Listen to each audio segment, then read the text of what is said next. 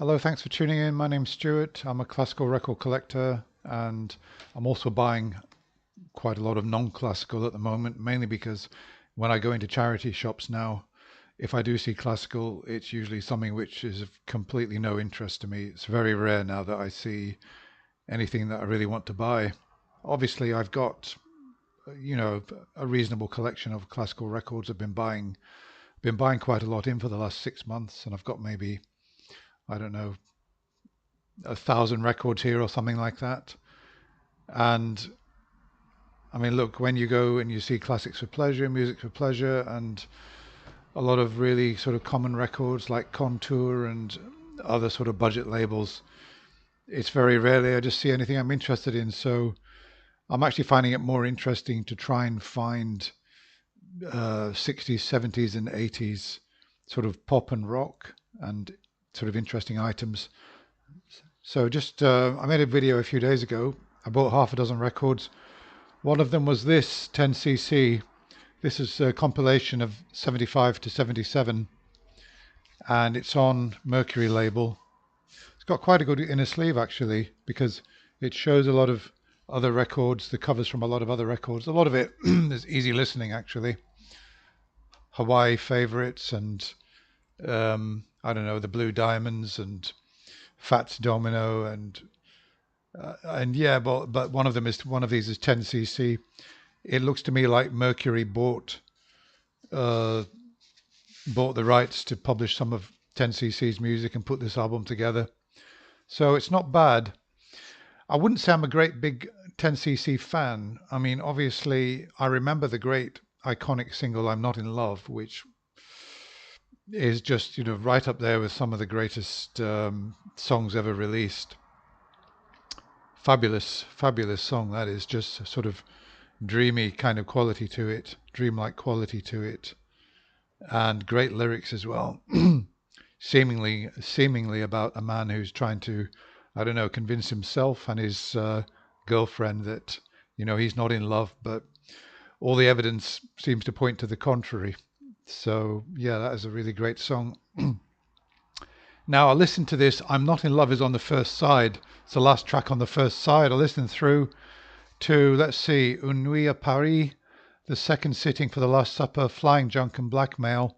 I listened through to those four, kind of not terribly impressed. Uh, I mean, at times I thought I was listening to Queen. There were one or two songs there where I almost thought I was listening to Freddie Mercury.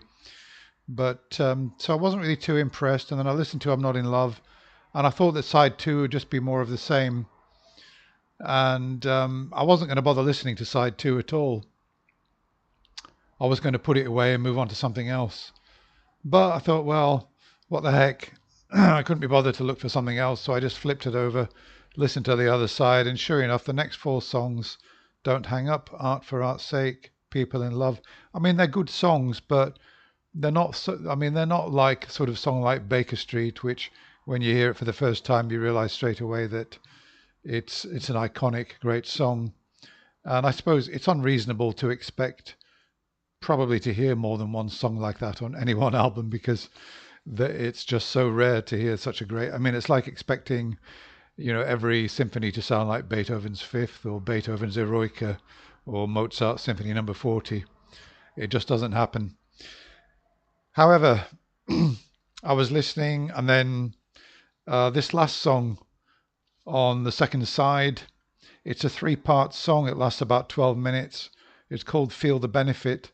I started listening with some interest. I thought, oh, this sounds a bit kind of more interesting.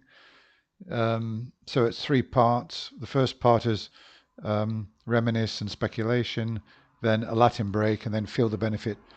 And it sounded like, better, definitely better. And and then I suddenly found myself completely immersed in the final part of the trilogy, the uh, the lyrics, and then there's an not orchestral, there's an instrumental ending which has got such an amazing kind of texture and drive and energy to it, and an absolutely unbelievable guitar solo. I just had to stop working. It was one of those things because I usually work when I'm listening to music, and I just had to stop working for a moment just to take in this amazing sound. And I listened all the way to the end, and it suddenly cuts off. It's like it suddenly falls off a cliff, or somebody's just pulled the plug on it, which was a really startling end to the track. I thought there must be a fault with the record, but I went to look, and I found that no, that really is the end of the record. And I thought, this is just a mind-blowing track, just absolutely unbelievable. It's like hearing, I don't know, Comfortably Numb for the first time, or great Pink Floyd track like that. And it just seemed like just out of this world compared with some of the other tracks that are on here. It's certainly up there with I'm Not in Love, or even beyond that. Just absolutely unbelievable. I went onto YouTube just to check and did a bit of research on it. Yeah, and sure enough, I found out that for 10cc fans, it's like the flagship the flagship song for the band. So I read the lyrics, and it seemed to me that particularly the ending is, almost like a sort of call to humanity to unite through music. And I suppose it's kind of a bit like maybe analogous to John Lennon's Imagine, maybe. I don't know, but certainly a song that's trying to change the world through music. Yeah, so that was absolutely unbelievable.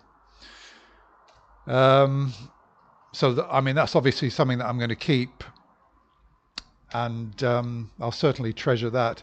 So just to make a few more comments about what else has been happening with me with records. I had my girlfriend around last night. I mean, I say girlfriend. I mean, I'm 60, she's 49, so well, I suppose she's an old girl, but I mean, in comparison with some, she's not so old. And we were listening to music. I was playing record after record. I played I'm Not in Love, and she recognized it straight away. Although she hadn't heard of 10cc, she said that in the 80s they were playing it all the time. She's Austrian, and she said on Austrian radio they played this song a lot. So she'd heard of the song, she knew about it, and she knew it was an iconic song. We listened to some other stuff, and then what did we start listening to? Yeah, we started listening to. She wanted to listen to some Fleetwood Mac, and I didn't have any. I haven't got any Fleetwood Mac on record. I've got a Stevie Nicks album, and we listened to Belladonna from the Stevie Nicks album. We listened to that song, and then she started talking about Fleetwood Mac, saying that she's got a friend who said that Stevie Nicks is not the um, she's not like the sort of, I don't know, what should we say, the shining light in Fleetwood Mac. There are other female vocalists. There's Lindsey Buckingham, and there's another one. And her friend was saying, oh, Stevie Nicks for him is like number 3 or number 2, and that one of the others is better. And so then we started. She said, have you got Spotify? I said, yeah. So I opened up my laptop. I went to Spotify, and we started listening through the soundbar to Fleetwood Mac. And actually, amazingly enough, because we've been listening on my system here, which is a Riga, I've got some LTACs, smallish speakers, and I've got my Cambridge Audio amplifier. And as soon as we started listening on the soundbar on Bluetooth, immediately she said, "Oh," she said, she said to me, "Oh, it's not." She said it sounds thin compared with your system.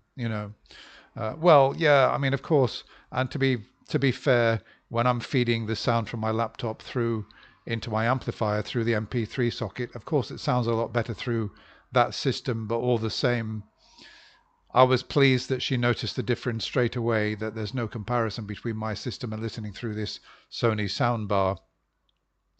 So, but anyway, we continue listening, and we listen to various tracks. Fleetwood Mac, we listened to quite a few tracks comparing various songs. So yeah, we had quite a nice evening. And but I mean, just coming back to, uh, I actually recorded the last part of Feel the Benefit. I digitized it with Audacity, and I listened to it through the soundbar, and I compared it with Spotify. And actually, bizarre and oddly enough, my recording of on Audacity from the album, a lot of you won't believe this, it does actually sound better than the Spotify version. I don't know why. How does it sound better? I don't know. There seems to be more there. Um, it seems to be more sort of well, I don't know, more true to life, really. I mean, the guitar solo sounds a lot better, and the sound just seems bigger, even given the same volume level. There seems to be more there. So I don't know. I can't explain that. Some of you will probably rebut that and say, "Oh no, you're just imagining it. It's because you're a vinyl fan." Well, I don't know. I'm trying to evaluate it as honestly as I can, but there's absolutely no doubt that you know. I mean, I still think that for me, vinyl vinyl sounds better than CD or streaming, and I don't really think that anything's going to change my mind much unless maybe I get a better streaming system and better quality equipment. I don't know. But anyway, okay, what else is there to say? Well, that's about it. I'll keep looking in charity shops and reporting on my experiences. I was actually thinking of doing, as a classical fan, I know that there are people out there doing reaction videos. I was thinking of doing live reactions to, um, I don't know, maybe some modern pop like Taylor Swift, and you know how older generations send in suggestions for young people to listen to, and they listen, they do reaction videos on, say, let's say a track like Money from Pink Floyd, and then they listen to that and they say, wow, man, this is amazing, this is really, incredible. It would be interesting maybe for somebody like me, 60 years old, to go through a lot of tracks that young people say, oh, you should listen to, I don't know, I mean, who's a modern artist? Katy Perry, or you should listen to Taylor Swift or Ed Sheeran, or I don't know. And they should, because if I'm saying, oh, it's not much in modern pop that really interests me, it's not much good. Maybe somebody can change my mind. I can do some reaction videos and react to that. I don't know. It's just an idea. It would take quite a bit of setting up, and I'm not really sure whether it's worth it. Okay, that's all for now. Hope you enjoyed that video, and thank you for supporting my channel.